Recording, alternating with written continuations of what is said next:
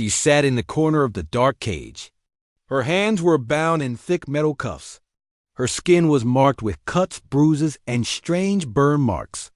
The cage shook with every bump as the transport ship moved through space. She had no name, only a number, Subject 43. She was not born. She was made by the Threx. The Threx were cold and cruel. They did not speak with kindness. They trained her with pain. If she did not listen, they hurt her. If she did listen, they still hurt her. Her life was made of tests and pain. She was told she was a weapon, nothing more. No one ever gave her food with care. No one ever spoke gently to her. Today, the ship felt different. The alarm started to ring. Loud bangs echoed through the walls. Red lights flashed. Then came silence. A few minutes later, there were more sounds. Not the hard steps of Threx soldiers, but something else. Boots lighter and faster. Voices softer human. A group of humans had found the ship. They were soldiers from a human patrol unit. They came to check what the Threx were hiding. One of the soldiers, a young man with dark hair and calm eyes, found the cage. He looked at the girl inside, then looked at his team. "She's alive," he said. "She's dangerous," someone replied. "She's hurt," he answered. His name was Luke. He was not a fighter. He was a medic. While others searched the ship, Luke opened the cage carefully. She hissed like an animal, her eyes full of fear and hate. She tried to bite him, but she was too weak. Luke didn't move away. "Easy," he said. "I'm not here to hurt you." She didn't understand the words, but the tone made her stop. No one had spoken to her like that before. Not the Threx. Not anyone. Her arms dropped to her side. Luke called for a stretcher. She was taken to the human ship, still tied, still silent. The humans put her in a glass room in the medbay. They watched her from behind thick walls. Luke came every day. He brought food, clean water, and soft bandages. The first time he reached through the small food hatch to check her wounds, she bit his hand. Blood ran down his fingers. She thought he would hit her. That was what the Threx would have done. But Luke didn't hit her. He looked at his hand, then at her. "You're scared," he said. "I get it, but I'm not leaving." The next day, he returned with his hand bandaged. He brought food again. This time, she didn't bite. She didn't eat either, but she watched him. Every day, he spoke to her. He told her stories. Stories about Earth, about warm sunlight, about oceans and trees.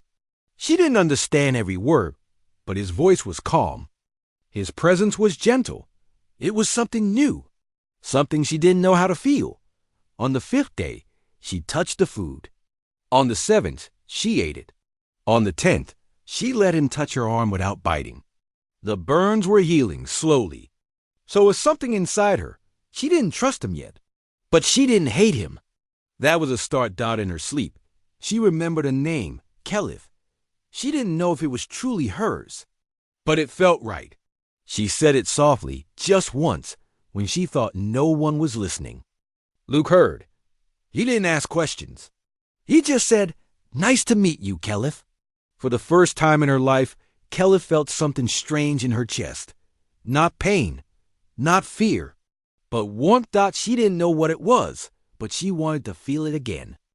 The lights in the medbay were always soft. Kelif liked the quiet hum of the machines. It reminded her that she was far away from the Threx, but she still didn't feel safe. She kept her back to the wall, her eyes always watching the door. She was ready to fight if needed. Luke came every day. He brought fresh bandages and warm food. Sometimes he brought books or small things from the human ship. One day, he left a small mirror by her tray. She looked into it and stared. She had never seen her face before. Her eyes were dark and sharp. Her skin was pale, with lines of scars running across her cheek. She pushed the mirror away. Luke picked it up and put it back on the tray. "That's you," he said with a small smile. "Not a number, not a thing, just you." She didn't answer. She didn't speak much at all, but she listened, and she watched. Other crew members did not come into the medbay. They were afraid. Some of them whispered when they passed the door. Words like monster, spy, or enemy. Kelleth heard them. She remembered those words. The Threx used them too. One evening, a new person came in. He was a tall officer with a cold stare. He walked into the medbay with 2 guards. "Why is it still alive?" he asked. Luke stood between him and the glass room. "Her name is Kelleth. She's not a threat," the officer frowned. "You don't know that. She could be dangerous." "She bit you, didn't she?" Luke nodded. "Yes, but she hasn't hurt anyone since." Kelleth was watching. She stood slowly, her hands still wrapped in healing cloth. She didn't snarl. She didn't move to attack, but her eyes locked on the officer. The officer stared back, then turned away. "Keep her locked up. One mistake, and she's out the airlock."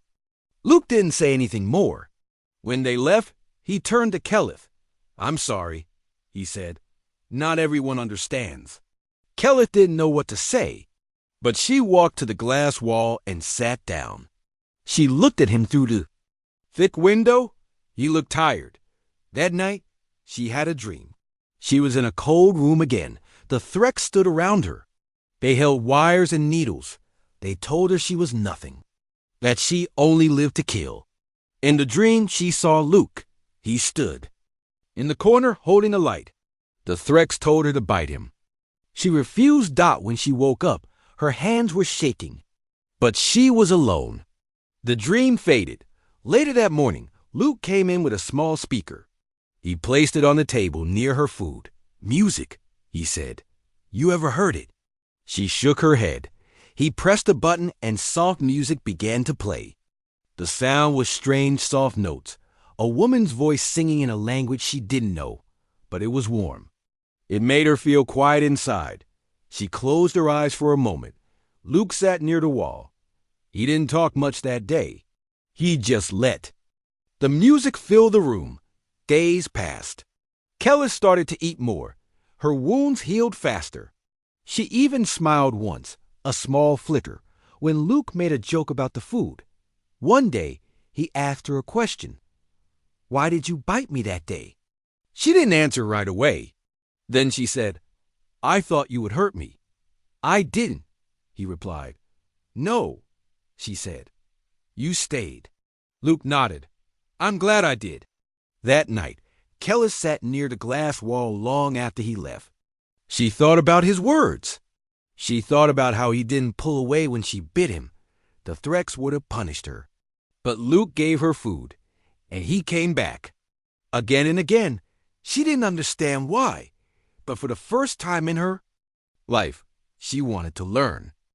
Kelleth sat on the floor of her glass room, watching the stars move past the window. The human ship traveled through quiet space now.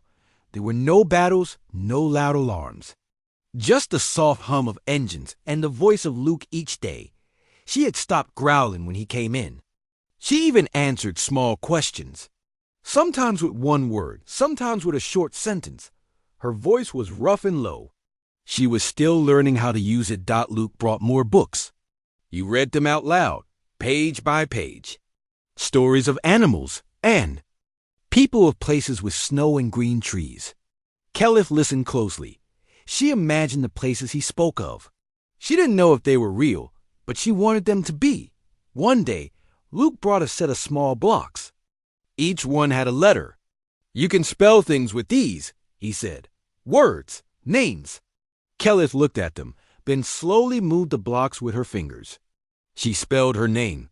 Kailite. Luke smiled. "That's yours. It's good to see it." Like this.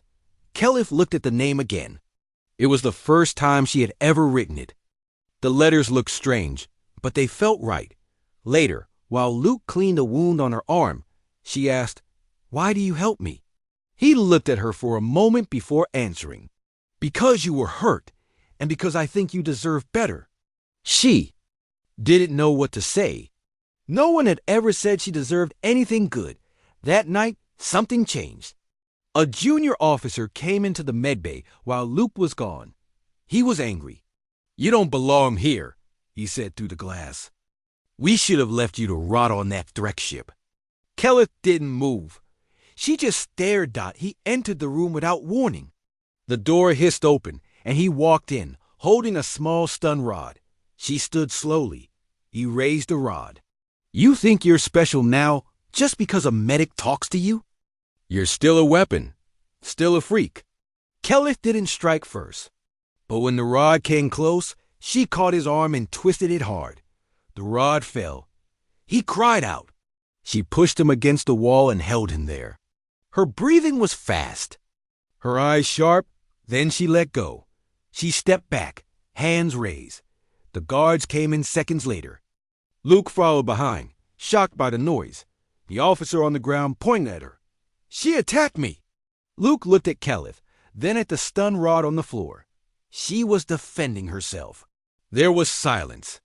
The guards didn't know what to do. "Get him out," Luke said. "He had no right to be in here."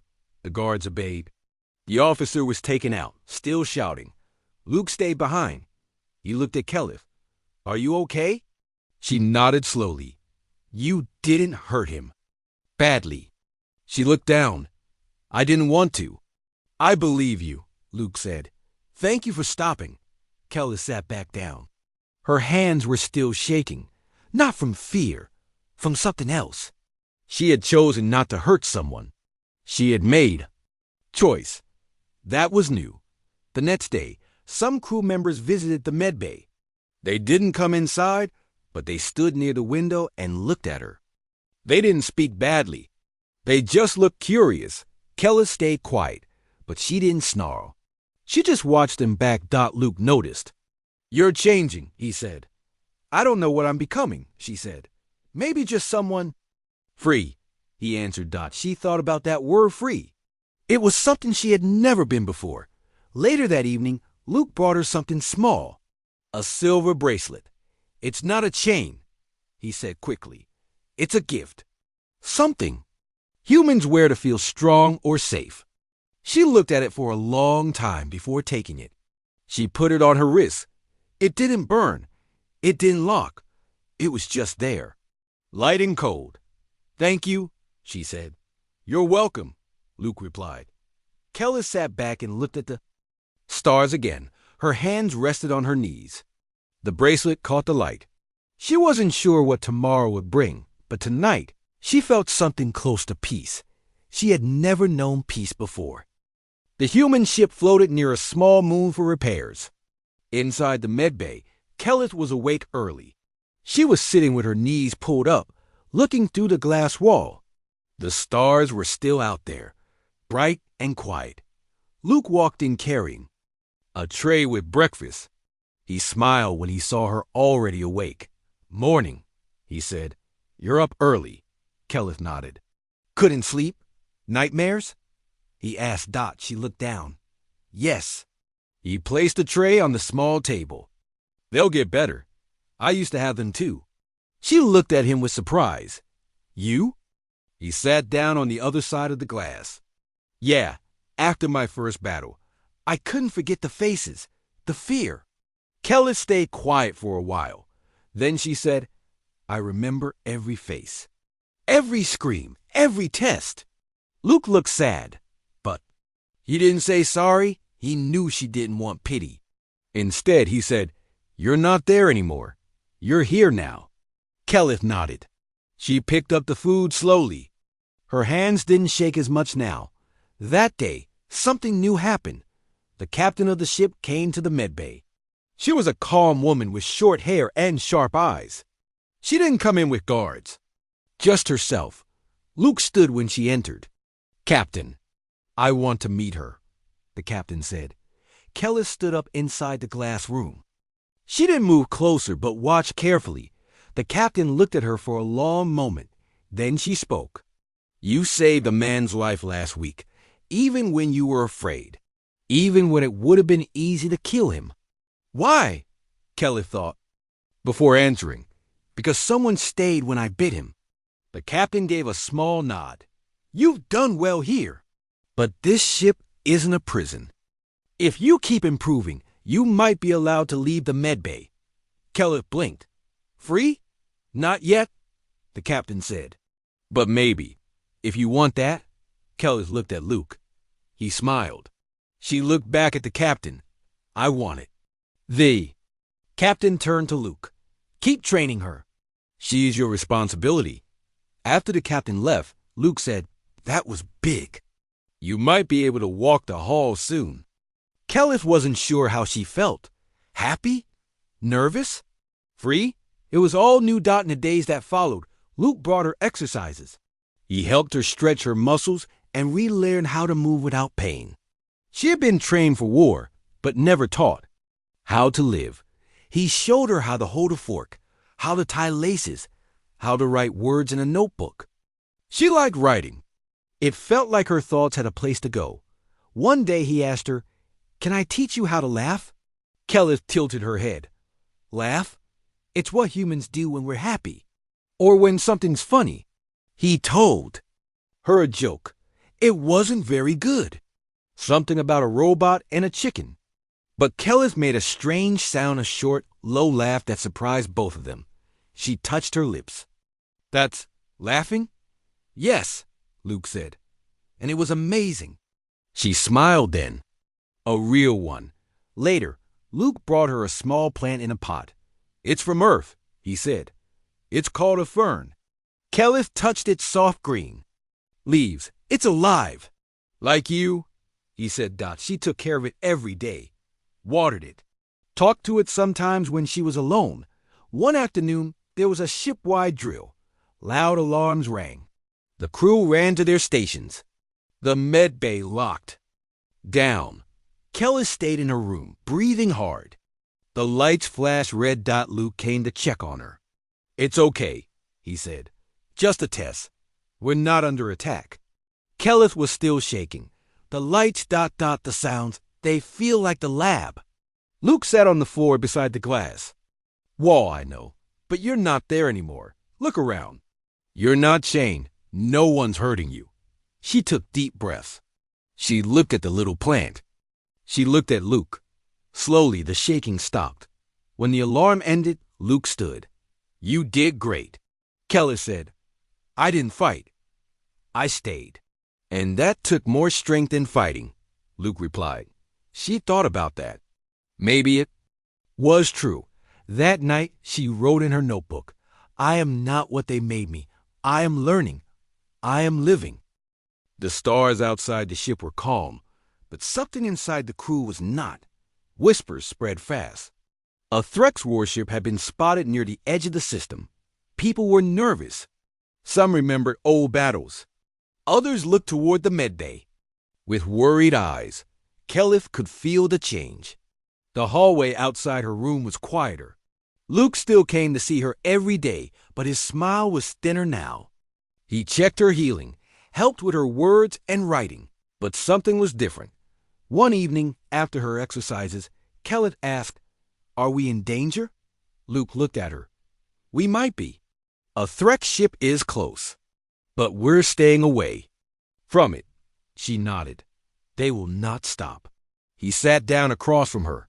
You know them better than any of us. Kelly looked at the floor. They don't forgive. They don't forget. I left. They will come. A warning siren rang across the ship the next morning. The captain's voice echoed through the halls. All crew to stations. Enemy contact confirmed. Prepare for battle. Kelly stood in her room, hands clenched. She saw crew members rushing past the window. Red lights flashed. Luke ran into the medbay, not with food or bandages, but with fear in his eyes. Stay inside, he said. Lock the door. Don't come out unless I return. Kelly nodded, but something inside her twisted. The ship shook. The sound of weapons firing filled the air. Screams followed. The Threx had boarded. Kelly watched from her glass room. Soldiers ran past. Then she saw them Threx warriors in dark armor. Their movements were fast and cruel. One of them threw a human against the wall. Another broke open a panel and fired. At a guard, she waited. She told herself to stay, to be still. But then she saw Luke. He was helping a wounded crew member, trying to pull him to safety. A Threx came from behind. Kelleth didn't think. She acted Dot with a sharp hit. She broke the door panel inside her room. Sparks flew. The door hissed open. She ran through the hallway like a shadow. 2 Threx saw her, but they didn't recognize her right away. She moved too fast. Dot. She reached Luke just as the Threx raised his weapon. Kelleth slammed into the attacker, knocking him into the wall. The sound of bones breaking filled the air. She picked up the fallen weapon and fired. Another Threx went down. Luke looked up, shocked. K-E-L-I-T-H ... What are you doing? Saving you, she said. She fought with skill and fury. The crew watched in silence as she moved through the halls, striking down the attackers with precision. Some tried to stop her. Others followed her lead. A team formed around her. Together they pushed the Threx back. Room by room, the ship was reclaimed. The captain joined the fight, shouting orders and giving support. The battle was long, but the human crew won. After the last Threx was thrown out into space, the ship was silent. Kelleth stood in the middle of the hallway. Her arms were cut. Her face was bruised, but she was still standing. Luke walked up to her, slowly. "You saved us," he said. She shook her head. "I saved you," he smiled. "You saved all of us." Even those who were afraid of you. Crew members came closer. They looked at her not with fear, but with something else. Respect. The captain stepped forward. "You're not a prisoner anymore." Kelleth blinked. "What am I?" "A warrior." "One of us," the captain said. Luke placed a hand gently on her arm. "And a friend." Kelleth stood in the hallway, surrounded by humans, not as a weapon, not as a test subject, but as someone who had made a choice. She chose to protect. She chose to care. She chose to be something more. And for the first time, she felt like she belonged. Kelleth stood near the window of the medbay. Her eyes followed the stars as the ship moved through space again. The damage from the Threx attack had been repaired, but the memory was still fresh. People passed by the medbay and looked at her differently now. Not with fear, but with quiet respect. Luke came in with a datapad and a smile. "We've reached safe space. No signs of the Threx for now." Kelleth nodded. "Good. I have something to show you," he said, tapping the screen. "The captain wants to give you something." He handed her the datapad. A message glowed. On the screen, it was short. "Kelleth, you are no longer confined to the medbay. You are allowed to walk the ship with escort.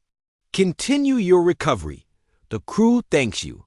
Kelleth stared at the words. Her fingers tightened around the pad. "I can leave?" Luke grinned. "With me?" "Just at first. Let's take it slow." She stepped out of the medbay slowly. The hallway was bright. The walls were clean and quiet. A few people stopped to look. Some nodded. One even said thank you. Kelleth didn't know what to do with her hands, so she held them together in front of her. Luke led her to a small room filled with chairs and windows. "This is the lounge," he said. "People relax here, talk, drink coffee." Kelleth looked at the soft chairs and blinking screens. "What is coffee?" Luke brought her a small cup. "Try it." She sipped it and made a face. "It's bitter." He laughed. "That means it's working." She laughed softly too. It felt strange doing that in front of others, but good too. The crew in the lounge watched, then slowly went back to what they were doing. No one yelled. No one stared for too long. After a while, Luke took her to the training room. "If you want, we can run some drills. Not for war, just for strength and focus." Kelleth agreed. She missed moving freely. Her body still carried old pain, but she felt stronger now. Luke showed her simple routines: stretching, balance, controlled strikes. "You don't need to fight," he said. "But it's good to feel in control of your body." Kelleth nodded. "I understand."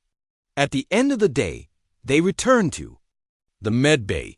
It still felt like her safe place. Her little plant was still there. She touched its leaves and whispered, "I saw the ship today." The next day, Luke gave her a small device, a translator chip. You don't need it, but with it, you can talk to others more easily, learn faster.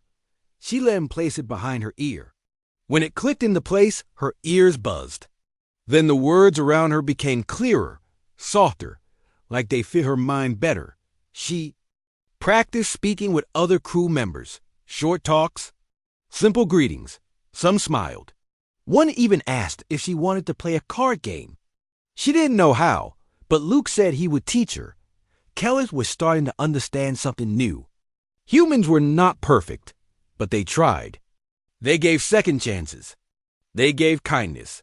Late one evening, Kelleth sat by the medbay window with a small notebook. She wrote slowly, "Today I walked free. No one stopped me. No one looked at me like I was a monster. I think I like this feeling." She looked up as Luke entered.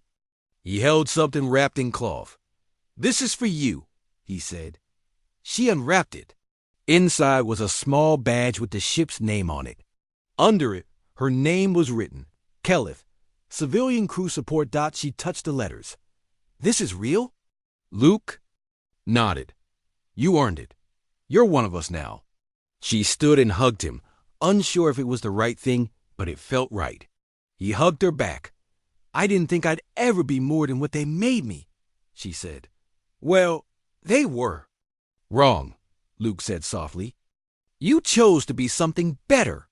Kelleth smiled and sat down again. She looked at the stars and thought about the road ahead. It was still long, still full of questions. But now, she didn't have to walk it alone. She was not just a weapon anymore. She was a person, and she was free. Kelleth walked through the ship without fear now. Her steps were quiet, but confident. The halls that once felt like a trap now felt open and full of life. Crew members waved or smiled when she passed. Some still looked nervous, but most had. Accepted her. She had learned many things. How to speak clearly, how to eat with others, how to read and write stories. But one thing still made her curious, why Luke had stayed when she was still angry, still wild, still dangerous. She found him in the ship's garden. It was a small room with real plants under artificial light. Luke was trimming one of the vines. "You like plants," she said. He looked up and smiled. "Yeah, they grow slowly, but they always reach for the light." She sat down on the floor beside him. "Why didn't you walk away when I bit you?"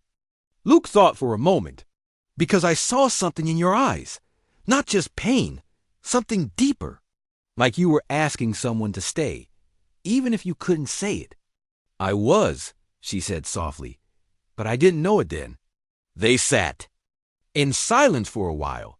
The sound of water dripping and leaves moving filled the room. Kelleth looked at the plants. "Do you think I can grow too?" "You already are," Luke said. "You've come so far." That day, the captain called a meeting. All senior crew and support staff gathered in the briefing room. Kelleth was invited too. She stood near the back, listening closely. The captain spoke. "A message came in this morning. A station near. The border is under attack. They asked for help. We're the closest ship." There were murmurs. "People look serious. We have a choice," the captain said. "We can go, or we can wait for backup. The station may not survive if we wait." Kelleth stepped forward. "They helped me. Let me help them." The room went quiet. The captain looked at her. "You would fight again." "I won't be who I was," she said. "But I can protect. I know how to stop them." The captain nodded. "Then you'll lead the defense team." Luke looked at her with pride. "Be careful," he said. "I will," she promised. When the ship reached the station, it was already damaged. Smoke rose from broken parts. A small group of Threx ships circled above. Kelleth led a team of soldiers to the surface. She wore simple armor, not heavy like before. Her weapons were clean and sharp. Her eyes were calm. They landed in the middle of the battle. The Threx were fast, but Kelleth was faster. She moved like a shadow, guiding the team through broken halls and fire. She didn't fight with hate. She fought with focus. She protected the weak. She gave orders to keep her team safe. One of the threats recognized her. He stopped and hissed, "You were one of us." Keleth looked him in the eye. "No, I was yours. Now I am mine." She defeated him without anger. Just a clean strike and a quiet step forward dot. By the end of the battle, the station was safe. Many lives had been saved. The crew cheered. Keleth didn't cheer. She just stood in the middle of the room, breathing slowly. Luke met her when she returned to the ship. She was tired, covered in dust and smoke. He opened his arms and she stepped into them. "You did it," he said. "We did it," she answered. That night, Keleth sat by the window in the med bay. She opened her notebook and wrote, "I was made to feel pain, but now I feel hope. I was trained to fight, but now I choose to protect. I was feared, but now I am trusted, and I will never bite the hand that stayed." She closed the notebook and looked. At the stars, Keleth had started her life in chains. But now she was free, and she was not alone.